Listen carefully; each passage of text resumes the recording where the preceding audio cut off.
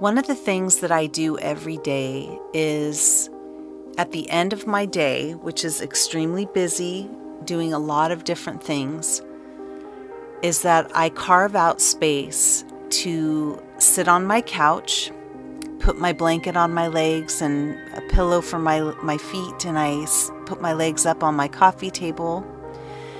My little kitten sits on my legs, and in silence, with only a screensaver on the big screen TV with some kind of beautiful picture. And if there is any sound at all, it's a naturescape, running water, a thunderstorm, that sort of thing. But I carve out at minimum an hour, but many times I will tell you that I will sit for hours and read. And during that time, it's quiet.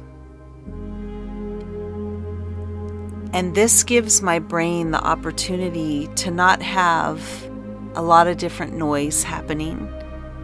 It allows my brain to focus on the words on the page. It allows me to be in my own space, to feel comfort. It allows my body to relax, for my brain to not be pulled in 20 different directions, and just sit relaxed and read the words on the page. And in doing so, feel some sort of pleasure, especially if it's a good book. And this allows me time to separate from all the noise of the world. And what I'm seeing and what I'm noticing in others, and even, listening to, one doctor in particular who some of you might know, Dr. Sanjay Gupta, was talking about, some of us think we're really good at multitasking. But really, the brain as a function is not good at multitasking. The brain literally will only do one thing at a time. And by multitasking, we're putting a stress on our brain to jump. It's like jumping between channels. You have to reset every time. So those of us who think we're good at it, and we may be coping with that, the reality is the brain doesn't like to do that, and it in fact only does one thing at a time. So what I've noticed is that when we refuse to set quiet time aside, when we are constantly in our ears with either Bluetooth speakers or headphones, or we are constantly listening to podcasts or news, we are continually and constantly throwing ourselves into a self-induced brain fog, because our brain is not equipped to continually take in that much data non-stop. And what that can look like is when you actually talk to somebody, they're almost incapable of responding to you. They can't comprehend what you're saying. They're so focused inside of their ears and taking in all the noise that they start losing connection to actual people. And it's almost a sort of brain atrophy. It's as though if you are constantly listening to, say, static, Are you really listening to anything in particular, or you are listening to an overall big picture that has no meaning? And when someone who has meaning then starts to speak through the static, the brain is so focused on listening to the static that they barely can hear the person that's talking that has meaning. So they're not comprehending it. And it's a sort of brain fog that I've seen in other people that you think, what's going on? Why are you not able to comprehend what I'm saying? I'm speaking words. I'm not speaking fast. And what I've noticed is that when people have a hard time listening and actually speaking to you, it's because they are inundating their brains with the noise of the world. And they are experiencing so much stress and anxiety in their body that it makes it almost impossible for them to focus. So I want to point this out because this is the way the world is right now.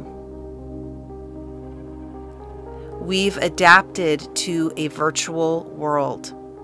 We are, in essence, living more in a virtual world than we are in the real world, because we are constantly putting the situations and lives of others in our ears instead of going outside for a walk, or actually physically being in silence and taking a walk, or reading a book, doing something real.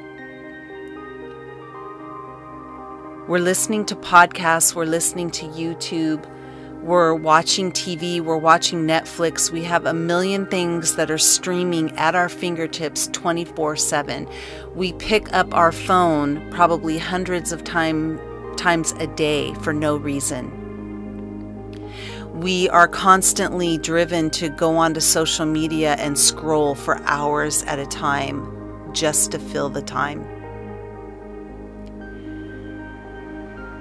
So if you are a person who is either experiencing a sort of brain fog, and mind you, there are other things that can bring brain fog on, right? People in menopause talk about that, and there are biological things that can happen.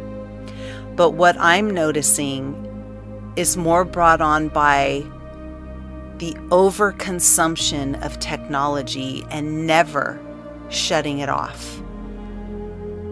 My recommendation to you is build into your schedule quiet time, where you are not receiving that quiet time through your digital media. Meaning, get your phone out of the room that you're in so that you're not driven to keep picking it up for no reason. At nighttime, shut it off. Don't leave it on and plugged in, unless, of course, you can't do that because nowadays people don't have landlines. I actually installed a landline because I did not want to be attached to my phone 24/7. And yes, you can still get a landline, and they're so cool.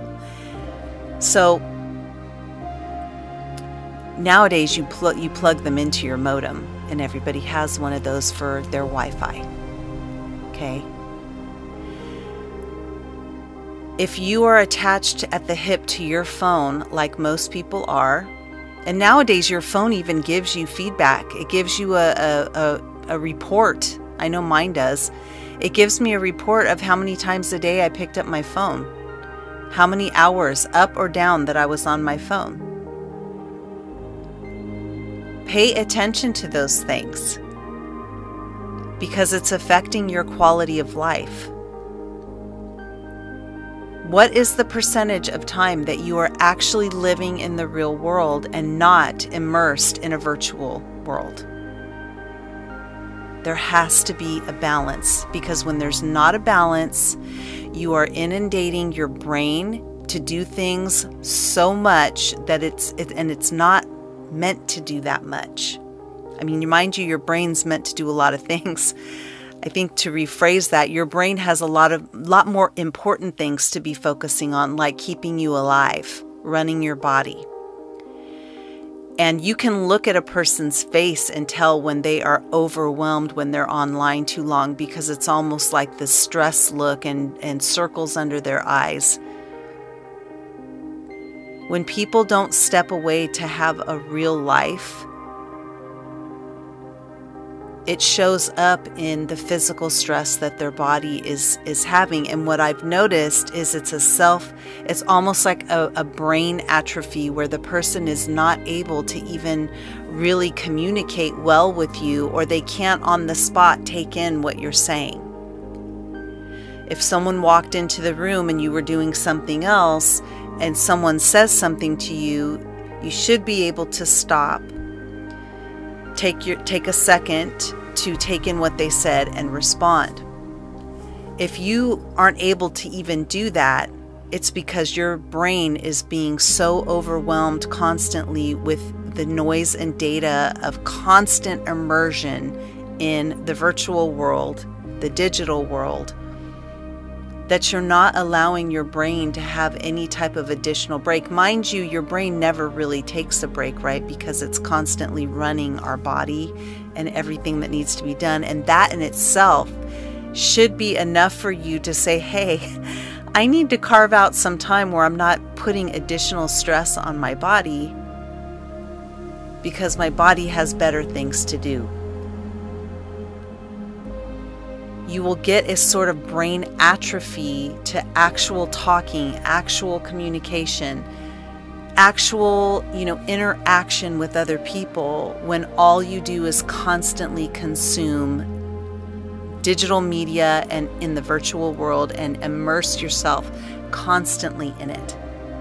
Most people have some sort of addiction to their phone where they can't stop picking it up, and that's why I say put it in the other room.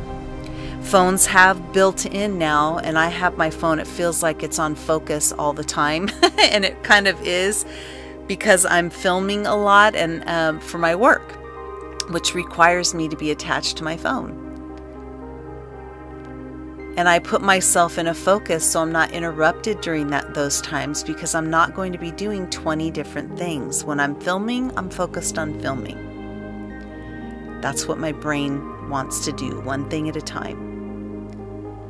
When I'm done with filming, then I can address the text messages and all the other things that I need to do. But I work on doing one thing at a time. And you can have a bullet list of the things you need to accomplish, and you get to them one at a time, which really helps your brain out from trying to do everything at once, going back and forth and switching gears. Remember, you may think you're good at multitasking, but your brain does one thing at a time, and it doesn't like being thrown back and forth into different things. And when we never give ourselves a break from total immersion, you're going to end up with more stress on the body and a sort of brain atrophy or brain fog where you can't focus. And this is a real world danger. And it's going to be 100% up to you to control it, because nobody else is going to stop putting information out there. Just like me, I'm always I put this video out there for you to consume. I have a community, right? And everybody has a community. Everybody's doing something. So the guardrails are going to be up to you to put up. You get one body in this world, in this life.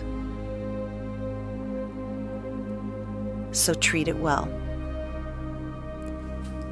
If you've liked what you heard today, please like and subscribe. If you have never liked anything in your life on YouTube before, please let my channel and this video be the thing that you hit like for. If you have not yet subscribed, please do so and hit that notification bell so every time I put something new out, you are notified. And this includes live streams, because I do them occasionally. I have little coffee dates that I would love to invite you to. And if you aren't part of my Facebook community or my Udemy community, my Place of Bliss Academy community, you may not get notified unless you hit that notification bell. Okay, so with that being said, be good to yourself, and I will see you next time. Bye-bye.